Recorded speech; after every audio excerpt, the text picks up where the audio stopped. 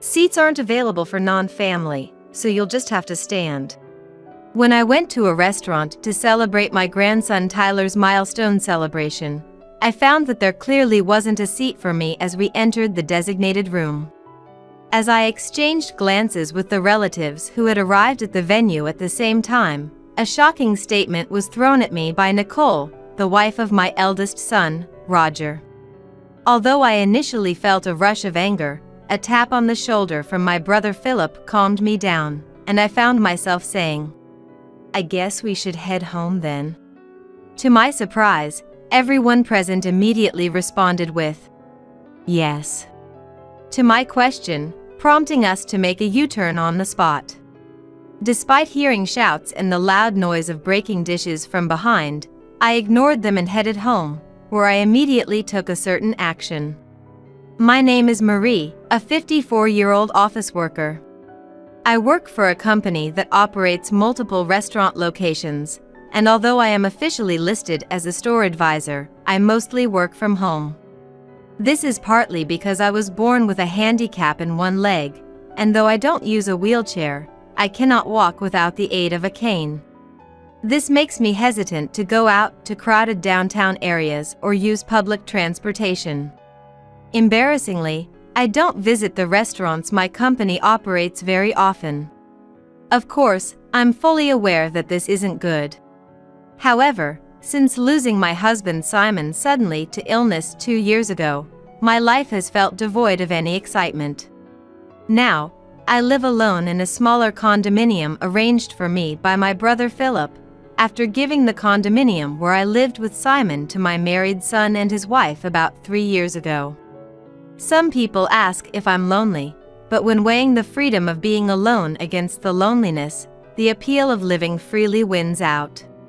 Part of this is because my relationship with my son's wife, Nicole, is the worst. Nicole is 8 years younger than my son, Roger, currently 24.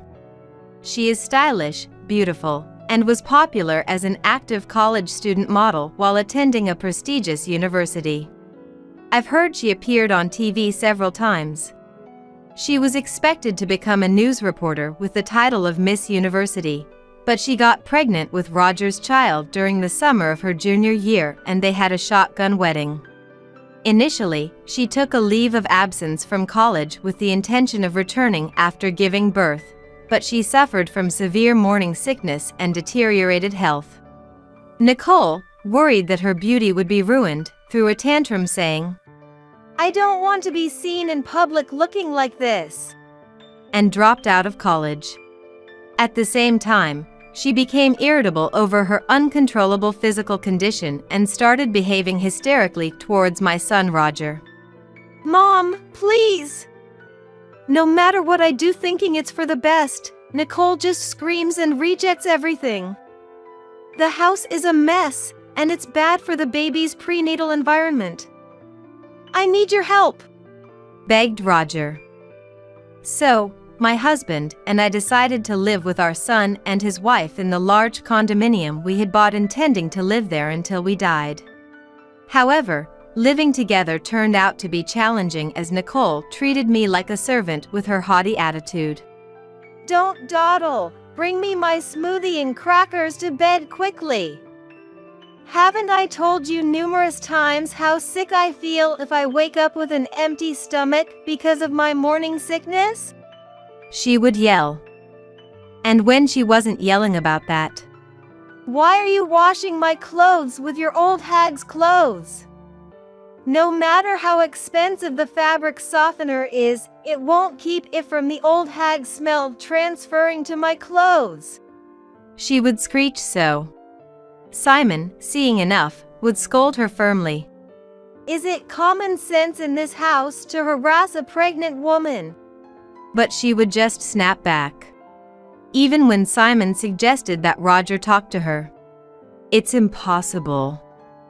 Nothing makes sense to Nicole right now. I wish you could just deal with it, Mom," he would say, laughing it off. As infuriating as it was, the fact that Nicole was pregnant made it so we had no choice but to endure her behavior. Had Simon been his usual self, Perhaps he could have taken a firmer stand against Nicole and Roger. But looking back, Simon's body was probably already being slowly ravaged by disease at that time. Nicole had cluttered Simon's study and living room, which should have been his places of relaxation after hard work, with her beauty devices, leaving no space to rest. Even trying to soak in the large bathtub we had ordered to relieve his fatigue. Taking a bath with that old bugger gives me the chills. Just use the shower stall instead. I was met with such verbal abuse. Yet, Simon, arguing with those two just tires me out more, he said, deciding it was best to just endure it himself. Seeing Simon's attitude, Nicole and Roger, far from reflecting, escalated their tyrannical behavior even further. Even as I busily managed the household chores, dragging my ailing leg around, they paid no mind. I never want to end up like that disgraceful old hag, no matter how old I get, she said, dissing me to the visiting beautician while pointing at me. The beautician was at a loss for words at the sheer nastiness of their comments, but she didn't care. We really wanted to hire a younger servant, but you know how hard it is to find someone reliable these days, right? So we settled, she declared. Even as these words were spoken, I continued my chores in silence, my leg aching, my heart full of anger towards Nicole and Roger. As these days went on, Nicole's due date arrived, and she gave birth to a healthy baby boy. Holding his first grandson, named Tyler, Simon teared up a bit when the tiny hand tightly grasped his finger. Seeing this, I nearly cried myself. The innocent smile of the baby made me want to wash away all resentments and negative feelings. But that thought was short-lived when suddenly, I received news that Simon had collapsed at work. Panicked, I rushed to the hospital while trying to contact Roger on his mobile phone, but it remained unread, with no return call. Reluctantly, I asked the company to contact him on his work-issued mobile phone.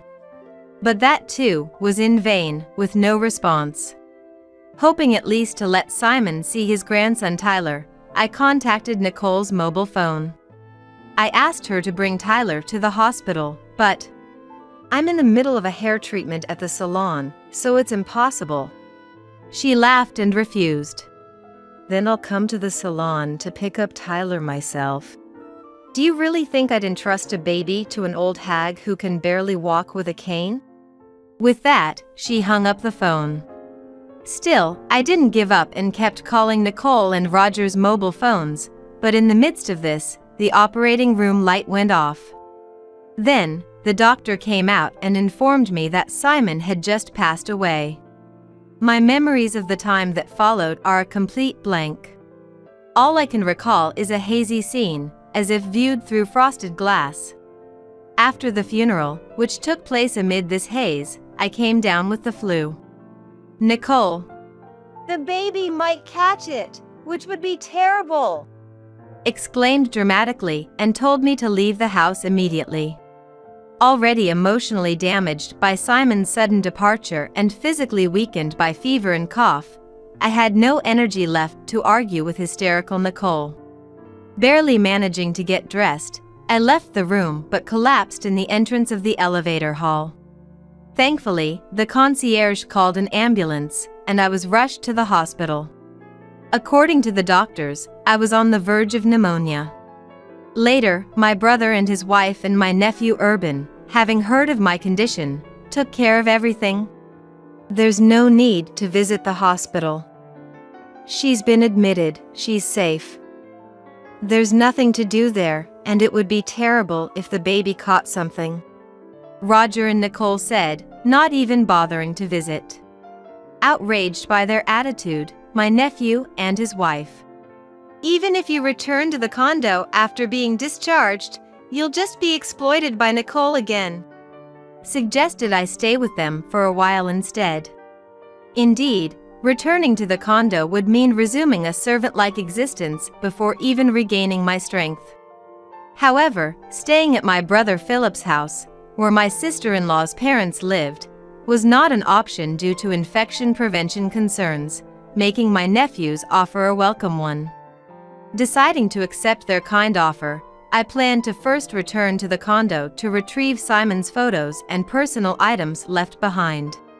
My nephew Urban's wife Olive, who was worried about the situation, decided to come with me, and when we visited the condominium for the first time in about a month, we found it in a terrible state. What is this mess? Dirty glasses and dishes are piled up, and the garbage disposal is clogged. What a horrible smell! The living room was no different, with delivery food containers scattered everywhere. The bathrooms and bath were in a dire state as well. I wondered how they could raise a baby in such filth. As Olive and I stood there in disbelief, Nicole, apparently already drunk though it was just past 2 p.m., returned with a couple of friends. Noticing us standing in the living room, turned into a garbage house, Nicole looked surprised for a moment but then quickly put on her usual smirking face and said, "So you're finally back. Then get to cleaning this room right away." It got all messy because the old hag slacked off. Olive was furious at this brazen attitude. She quickly approached Nicole and said, "How dare you speak to Roger's mom like that? After all she has done for you, and you just kicked her out the moment she got the flu," and retorted sharply. But Nicole and her friends just laughed it off. Birds of a feather flock together. Friends of unreasonable people are, unsurprisingly, unreasonable themselves. Then, as if they had a great idea, "Why don't you just leave for good? This place is going to be Roger's through inheritance anyway. The old hag can just go back to her parents' house," they said. As Olive grew even angrier, I somehow remained calm. Considering their outrageous behavior so far, it was only a matter of time before Nicole and the others would try to drive me out. There was no reason for me to stay any longer with such unpleasant people. So, I called Urban to ask for help, and we managed to move out all my personal belongings that had sentimental value that day. Still, when I looked back at the condominium for the last time, the memory of deciding this house would be where I'd die, Simon's smiling face when we made that decision, brushed my heart. I'm sure Simon would understand this decision. I felt certain. After that, I moved into a condominium near my parents' home that Philip had arranged for me, and returned to my job, which had been on hold since before Simon passed away. I also adopted a rescue cat, which I couldn't have before due to Simon's allergy, and started living with it. Though Roger and I work at the same company and see each other when I go to the office, we hardly ever talk. However, one day, I received an unusual message from Roger. Curious about the sudden contact, I read the message. It was about planning a milestone celebration for Tyler at a restaurant this coming weekend. It seems Nicole has invited a large number of guests, including her parents, relatives, and friends. The balance will be off if no one from our side of the family attends, he said, wanting to invite me and the relatives. Why don't you ask Simon's side of the family then? I suggested, but it seems they had already refused. Indeed, Simon's relatives live quite far away, and it's not a distance easily traveled back and forth. Moreover, today is already Friday, and there's hardly any time to prepare to leave the house. It's understandable that they refused. I was about to refuse again when Roger, sensing my hesitation, I'm sorry for everything that's happened. For Tyler's sake, could you consider our request? Though I was indeed angry with Roger and Nicole, Tyler himself is innocent. Remembering how happy Simon was about Tyler's birth, I didn't want to spoil the celebration. After hanging up and giving it some thought, I decided to attend and sent Roger a message to that effect. On the day, my brother and his wife, my nephew and his wife, my uncle and aunt, their children, and other relatives gathered in front of the restaurant. But Olive said, I I'm here today not for that couple but for Marie. While calming her down, we were led to the room, the largest in the restaurant, with low tables and chairs. This setup would make it difficult for me, with my mobility issues, to take a seat. Thinking this, I asked the staff who had shown us in for a chair that was a bit taller. However, Nicole interrupted. There's no extra seat, so just stand, she said loudly with her arms crossed. Seeing Nicole's smirking face, I felt more dumbfounded than angry, wondering how she could be so mean even now. Then, impulsively, I called out to my relatives standing. Shall we go back home then? Without hesitation. Yes.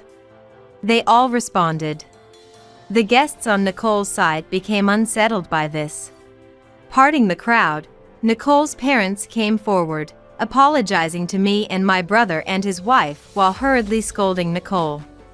But Nicole, scolded in front of her relatives and acquaintances, became angry and started throwing anything she could get her hands on, like vases, framed pictures, and dishes.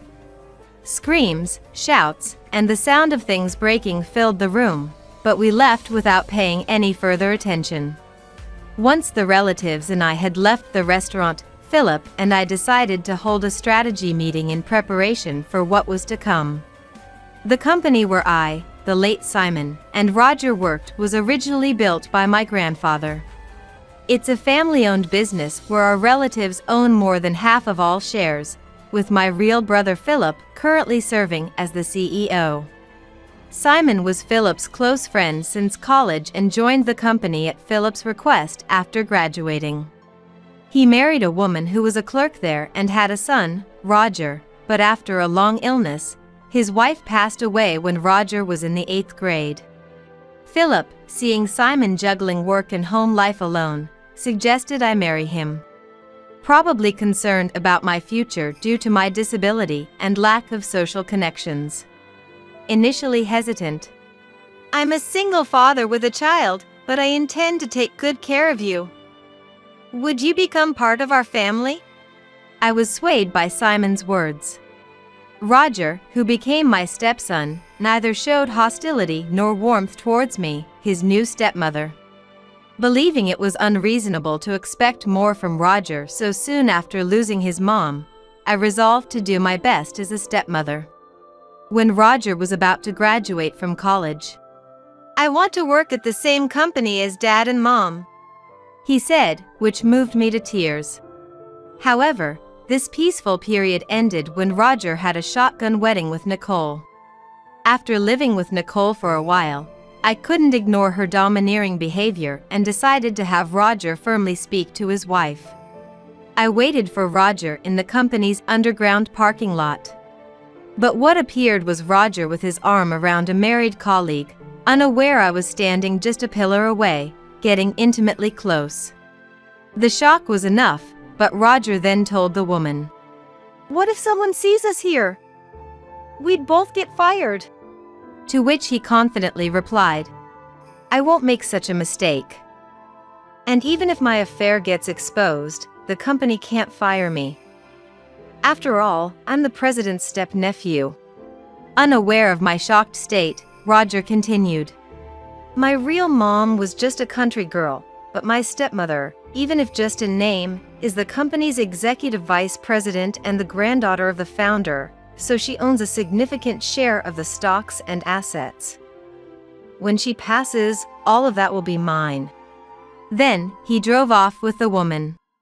Overwhelmed by what I had just heard, I returned home, unable to tell Simon, replaying Roger's words in my head.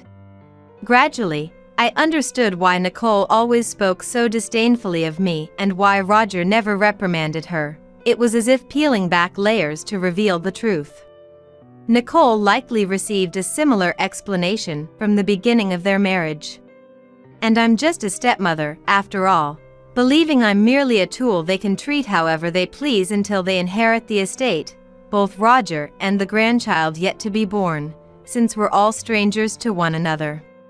That's why they feel it's okay to treat me with disdain. But there's a truth neither Nicole nor Roger himself understands. In reality, Roger and I haven't gone through an adoption process. Legally, Roger is nothing more than Simon's stepchild, with no right to inherit my estate. Needless to say, for Philip, being a CEO, Roger is nothing more than a step-nephew, if even that. Recovering from the shock, I immediately consulted with Philip, Urban, and Olive. Following their advice, I took steps at the City Hall to ensure no unauthorized adoption could take place. Additionally, in case of any eventuality, I arranged to entrust the management of my personal assets to a lawyer, a process that was nearly completed when Simon passed away before me. Simon's own estate, having been mostly spent on his first wife's illness, consisted of little more than savings and life insurance, which I quickly renounced. The reason the condominium wasn't discussed during the inheritance talks is because it was never part of the estate to begin with. Yet it's truly frightening how greed can blind people. Roger and Nicole, thinking that condominium was Simon's, probably rushed to kick me out after I renounced the inheritance. The reason I quietly backed down was not just because I wasn't in the best of health, but I also pitied young Tyler, not wanting to disrupt his living situation drastically. But this time, I've reached my limit. Originally, I intended to file for an eviction due to illegal occupancy of the condominium during the milestone celebration, so I promptly began the process with my lawyer. Nicole's parents dragged her daughter to the company to apologize. We were told by Nicole that we shouldn't visit because she needed to get along with the family of the person she married, that the birth and everything would be managed by Roger's family since an heir is being born, and we took her word for it. We had no idea things had come to this. We're truly sorry. No sooner had they been let into the living room than they apologized over and over, but it was too late for regrets. Hearing the commotion, Roger also came running. I had no idea my wife could be this unreasonable. I truly am sorry for what I've done to Mom. But when Nicole started crying and he said to her, "We're getting a divorce. Take the kid and get out of that condominium." The look he gave me, almost groveling, truly sent shivers down my spine. Seeing my reaction, Philip looked at Roger with a cold gaze and said, "You know that store is part of our company's chain, right? Considering the fuss you've made, you'll both be paying for the damages. As for you, stay home until you receive an official summons from the company," and firmly kicked everyone out of the reception room. Afterward, Philip, my brother, began preparations to fire Roger, consulting the company's legal advisor. Right after the milestone celebration incident, he was furious, saying, "Not only is Nicole's disgraceful behavior appalling, but Roger's negligence in letting her run wild is just as bad. They even destroyed store fixtures and decor. Firing him is only natural, right?" Though he was initially adamant about firing him immediately, the other executives calmed him down, explaining that a disciplinary dismissal made in anger could disadvantage us in a lawsuit. So, we turned to a law firm, introduced to us as being filled with capable lawyers, on a recommendation. True to their reputation, they did an excellent job, providing indisputable evidence that was more than sufficient to fire Roger. A week later, Roger, having been temporarily relieved from house arrest, was summoned to the head office meeting room, seemingly prepared for his dismissal, perhaps having gathered some inside information. Despite arriving with a lawyer, the sheer number of attendees overwhelmed him. But as Philip, sitting at the center of the board, began, "It goes without saying why we've called you here today.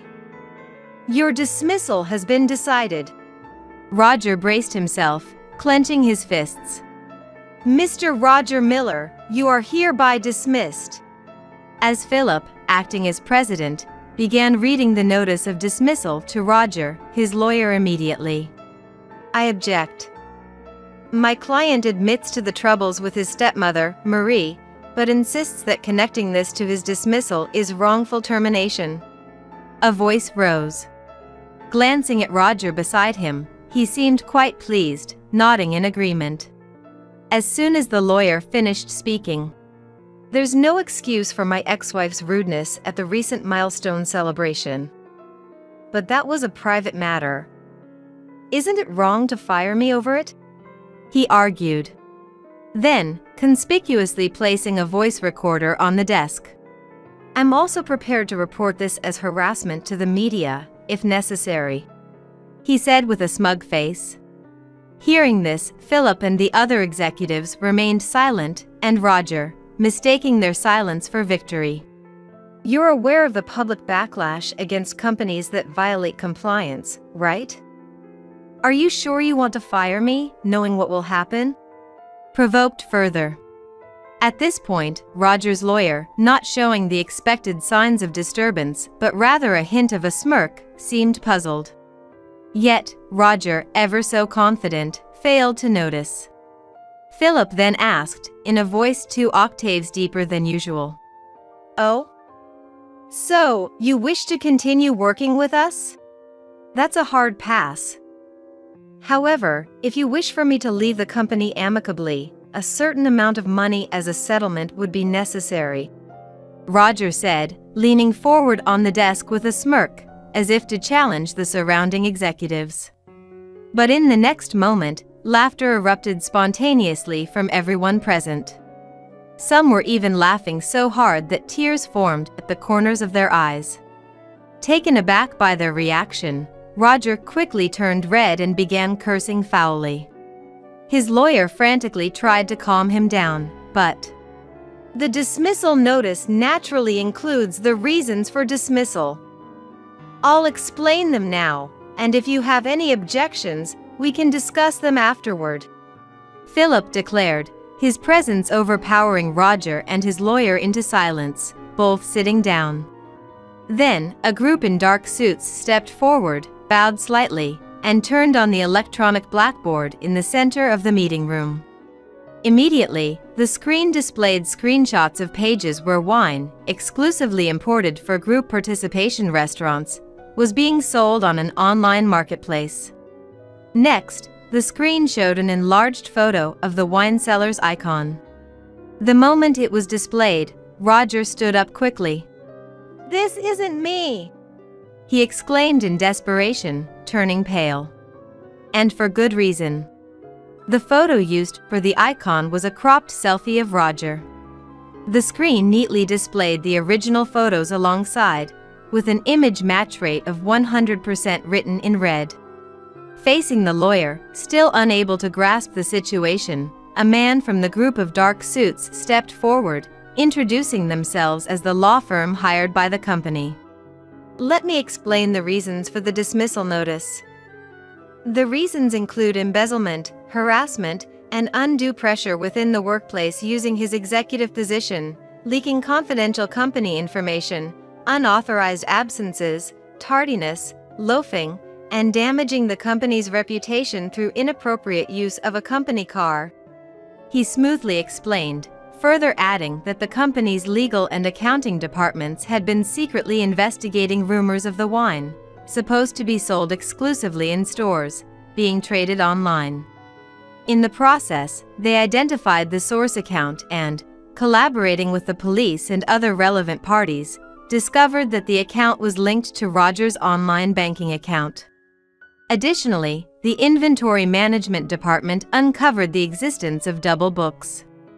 Upon questioning, several employees confessed that they had been coerced into participating in the illegal activities by Roger, who implied they would be fired if they did not comply.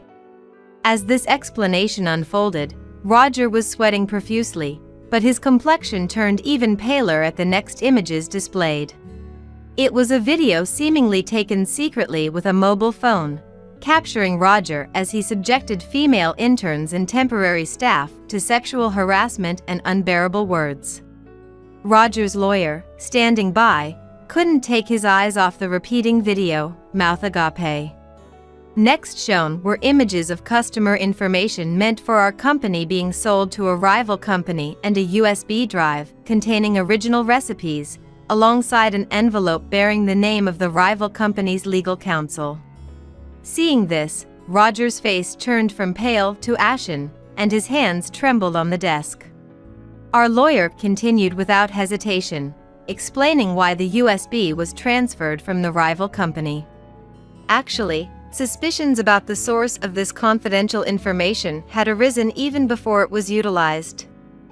Upon rechecking the acquisition method, it was found that an employee of the rival company had obtained it from Mr. Roger Miller in exchange for a significant amount of cash. He explained. The rival company quickly dealt with the involved employee and returned the data to us, along with documents clarifying the factual situation. Roger's lawyer, taken aback by the continuous revelation of Roger's misdeeds, listened in stunned silence. However, our lawyer concluded with, "While it might seem superfluous to mention now, all these illegal activities have already led to the filing of criminal complaints. Perhaps, instead of discussing settlement money, you should be preparing for a criminal defense?" He said this with a chilling laugh, leaving Roger's lawyer red-faced. "I've heard nothing of this from my client. I cannot represent him under these circumstances. I resign," he exclaimed, glaring at Roger before storming out of the room. Left alone, Roger's initial bravado disappeared, and he slumped in his chair. Before he knew it, the women he had harassed in the video lined up in front of him. "We will be filing for damages as well," and firmly declared. Adding insult to injury, our lawyer continued. "Moreover, it has been confirmed through social media posts that you've been unfaithful with multiple women using company resources, even during work hours, and engaged in inappropriate actions in public. The company will, of course, include these actions in its claims for damages, so please be prepared for that," he stated, not a smile in his eyes, but speaking pleasantly. Roger finally collapsed from his chair, sitting on the floor in defeat. As Philip and the lawyer had declared, Roger was swiftly dismissed for misconduct. In the investigation that followed, Roger, who was interrogated for embezzlement, tried to negotiate a settlement to avoid a prison sentence. However, finding a willing lawyer proved difficult, and he struggled to even pay the retainer fees. Eventually, he managed to cover the lawyer's fees and compensation payments using the inheritance from his father, avoiding jail time for embezzlement. Yet, unable to prepare for the compensation claims for leaking confidential information, the emotional damages claimed by the women, and the defamation lawsuits, Roger found himself buried in debt. Nicole, understandably furious at being quickly discarded by Roger for his own protection, filed for asset division, damages, and child support. In a defiant stance, Roger demanded, "Then, let's have a DNA test for the child," prioritizing the investigation of paternity over financial concerns. Confidently agreeing, Nicole was shocked when the results showed the child wasn't Roger's biological offspring. Investigations by a detective hired by Roger revealed Nicole had multiple partners at the time of their shotgun marriage, one of whom was the biological father, disproving any parental relationship between Roger and the child. However, legally, Tyler was still considered Roger's child. Knowing he couldn't escape from the obligation of child support, Roger initiated mediation to confirm the absence of a parental relationship. While a lengthy resolution was expected, the public exposure of Nicole's turbulent private life in court was something her parents wanted to avoid at all costs, leading to an explosive reaction. "Stop bringing shame upon us! Enough with your antics," they demanded, forcing Nicole to withdraw all claims for asset division, damages, and child support. Then Nicole, for reasons known only to her, demanded of Winston, "You're the father of this child, so you should acknowledge paternity and pay child support." the biological father of her child. Winston, who was married, refused to acknowledge the child for fear his wife would find out.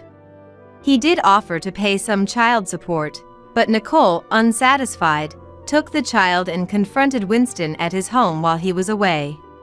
Don't you think it's terrible that your child and mine, sharing the same father, aren't acknowledged and don't receive proper child support? She boldly stated. Winston's wife, caught off guard by this revelation and already dissatisfied with her husband, who had been adopted into her family, promptly divorced him. She transferred all desirable assets, including a new house, savings, and stocks, into her name before kicking Winston out with nothing. Initially, Nicole smirked at Winston's divorce, thinking she could be the next wife, but upon learning he had lost all his assets and was ousted from his father-in-law's company, becoming unemployed, she quickly withdrew. Despite the cause being his own infidelity, Winston felt his happiness had been destroyed and blamed Nicole. All of this is her fault. Ever since then, he has been relentlessly pursuing Nicole wherever she hides. Terrified by his obsession, Nicole's parents, to avoid collateral damage, took in only their grandson Tyler and disowned Nicole, kicking her out of their home. Left with nowhere to go and no one to turn to, Nicole resorted to night work to support Winston, now a drunk and unemployed, as I was informed by a detective I had hired for a follow-up investigation. Meanwhile, Roger, after all the trials had concluded, was left with a mountain of debt and alimony payments. A claim from me for the restoration costs of the condominium seemed to be the final blow. Trying to make a comeback proved futile, as he couldn't find stable employment and resorted to juggling short-term jobs, inevitably falling behind on repayments. There was a time when he possibly couldn't afford a mobile phone and called from a public phone, pleading, "Please, I need help." But the call ended in silence after I remained quiet. Rumors suggest he was last seen being taken to a worksite by barely legal debt collectors, but his whereabouts since then remain unknown. As for myself, taking this experience into account, I've become more actively involved in work. I used to think of myself as a decorative executive, a burden to my family, contributing nothing. However, during this ordeal, the company's female employees encouraged me. Even with accessible stores, its true usability can't be known without directly asking the users. Marie, you could surely bridge that gap. Have more confidence in yourself. Getting more involved in on-site work made me realize I had become a pro at finding reasons for why I can't do this or that's impossible. Regretting not realizing this sooner, I'm now 54 with 11 years left until retirement. Rather than mourning the irretrievable past, I'm determined to make the most of these next 11 years. My current goal is to earn an extension of my retirement from Philip and our relatives and to report this achievement to Simon, who has passed away.